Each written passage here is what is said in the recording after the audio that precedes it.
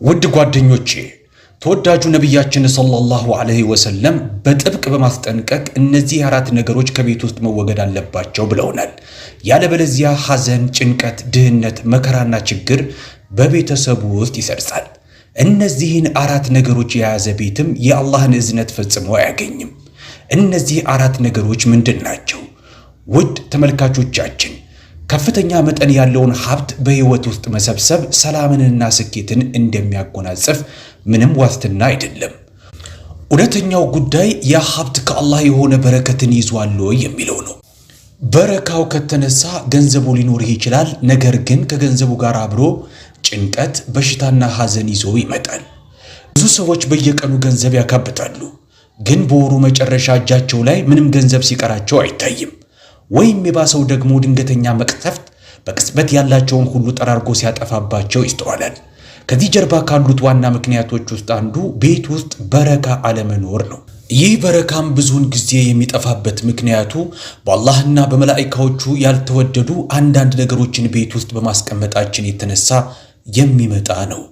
ወዳጆቼ ዛሬ ቤት ውስጥ ከተቀመጡ የአላህን ምሕረት ሊያሳጡንና ያንን ቤትም በሸይጣን ተጽዕኖ ስር ሊያስገቡ ስለሚችሉት አራት ነገሮች እንማራለን። ስለዚህ እባካችሁን ይህንን ቪዲዮ እስከ መጨረሻው በትኩረት ተከታተሉ። ምክንያቱም ይህ ዕውቀት በዚህ ዓለምም በዛኛው ዓለምም የሚጠቅመን ነገር ስላለው ኢንሻአላህ።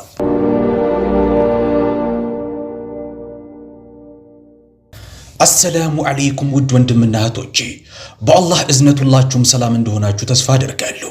የዛሬው መወያያችን በጣም አስፈላጊ ነው። ብዙ ሰዎች እየሰራሁ ነው እያገኘሁም ነው፣ ግን በቤቴ ሰላም የለም፣ ሁሌ ችግር አለብኝ፣ ገንዘብ የማይበረክትም በማለት ሲያማርሩ ይሰማል። ከዚህ ኋላ ያለው ስር መንስኤ የአላህ እዝነት አለመኖርና የእዝነት መላኢካዎች ወደ ቤት አለመግባት ሊሆን ይችላል። አሁን ውድ ወንድምና እህቶቼ የመለኮታዊውን እዝነት የሚያግዱና የበረካውን በር የሚዘጉ ዕቃዎች በቤታችን ውስጥ ሊኖሩ ስለሚችሉ ነው።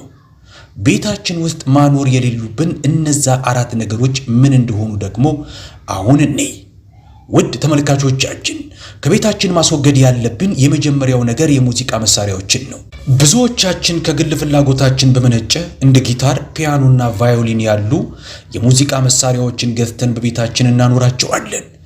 አንዳንዶቻችንማ እንደ ሳሎን ቤታችን ማጌጫ ሁሉ እንጠቀማቸዋለን።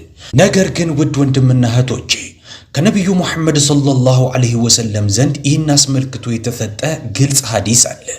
እንዲህ የሚል የእዝነት መላኢካዎች የሙዚቃ መሳሪያዎች ያሉበት ቤት ውስጥ አይገቡም። ስለዚህ ጊታርም ይሁን ፒያኖ የዚህ አይነት የሙዚቃ መሳሪያዎችን በቤታችሁ ውስጥ ካስቀመጣችሁ የእዝነት መላኢካዎች ድርሽ አይሉም። በአንድ ወቅት አብዱላህ ኢብን ዑመር ረዲየላሁ ተዓላ አንሁ የሙዚቃ መሳሪያ ድምፅ ሰሙ። ወዲያውኑ ጣታቸውን በጆሮአቸው ውስጥ አድርገው ከመንገዱ ወጡ። ከዛም እንዲህ አሉኝ፣ ኦ ናፊ የሰማኸው ነገር አለ? ተራኪው የለም ስል መለስኩላቸው ይላል። ከዛም ጣታቸውን ከጆሮአቸው ላይ አነስተው እንዲህ አሉኝ፣ በአንድ ወቅት ከአላህ መልእክተኛ ጋር ነበርኩ ሰለላሁ ዐለይሂ ወሰለም። እርሳቸውም ተመሳሳይ ድምፅ በሰሙ ጊዜ ተመሳሳይ ነገር ነበር ያደረጉት አለኝ። ምንጭ ሙስናድ አህመድ ሐዲስ ቁጥር 4535፣ ሱናን አቡ ዳውድ ሐዲስ ቁጥር 4924፣ ሱናን ኢብኑል ማጃህ ሐዲስ ቁጥር 1901። ሁለተኛው ነጥብ የሽንት ቤት በርን ከፍቶ አለመተኛት። በዘመናዊ የቤት አፓርትመንቶች ውስጥ ብዙዎቹ መኝታ ቤቶች ከመታጠቢያ ክፍል ጋር ተያይዘው የተገነቡ ናቸው። እነዚህ መታጠቢያ ቤቶችም ብዙዎቹ በአንድ ቦታ ሽንት ቤትንም አካተው የተገነቡ ናቸው እንደ መኝታ ቤቱ። ውድ ወንድምና እህቶቼ ይህንን አስታውሱ። ይህ የመታጠቢያ ስፍራ ጉድፍ የምናራግፍበት ስፍራ ነው።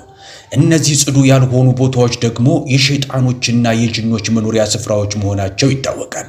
የመታጠቢያ ወይም የሽንት ቤት በር ከፍተን ስንተኛ የእዝነት መላኢካዎች ወደዛ ስፍራ አይገቡም። በፈንታው ሰይጣን ቦታውን የሚቆጣጠርበት እድል ያገኛል። ስለዚህ ከተጠቀሙ በኋላ የመታጠቢያ ክፍሎችን በር መዝጋት አስፈላጊ ነው። ክፍቱን መተው አይገባም፣ በተለይ በምሽት። ሌላው ልብ መባል ያለበት ነጥብ አንዳንድ ጊዜ አዛውንት ወላጆቻችን፣ ታማሚዎች ወይም ትናንሽ ሕፃናቶች በምሽት በፖፖ ላይ ይሸናሉ። ያ ፖፖም በክፍሉ ጥግ ላይ እንዲቀመጥ ይደረጋል። ጓደኞቼ ይህ ፍጹም ተገቢነት የሌለው ተግባር ነው። በቤታችሁ ውስጥ ሽንት ካከማቻችሁ የእዝነት መላእክቶች በዛ ቤት ውስጥ አይገቡም። በእስላማዊ ሕጎች መሰረት ንጽህና የጎደለው ተደርጎ ነው ይህ የሚታሰበው። የዚህ አይነቱ ድባብ ደግሞ ሸይጣንን ወደ ቤት ይጋብዛል። በአንጻሩ የአላህን እዝነት ከቤት ያባራል። የአላህ መልእክተኛ ነብዩ መሐመድ ሰለላሁ ዐለይሂ ወሰለም ቆሻሻ ስፍራዎች የመጥፎ ጅኖችና የሸይጣኖች መኖሪያ ናቸው ብለውናል። ስለዚህ ወደ ሽንት ቤት ስትገቡ ይህንን ዱዓ ማድረጋችሁን እንዳትረሱ። አላሁመ ኢኒ አዑዙ ቢከ ሚነል ኹቡሲ ወልኸባኢስ።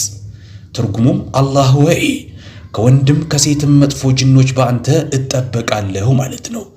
ምንጭ ሰሂህ አልቡኻሪ ሐዲስ 142። ሶስተኛው ነገር የቤተ መቅደስ ደውል ነው። ጓደኞቼ በቤታችሁ የቤተ መቅደስ ደውል ካለ የእዝነት መላእክቶች በዛ ቤት ውስጥ አይገቡም።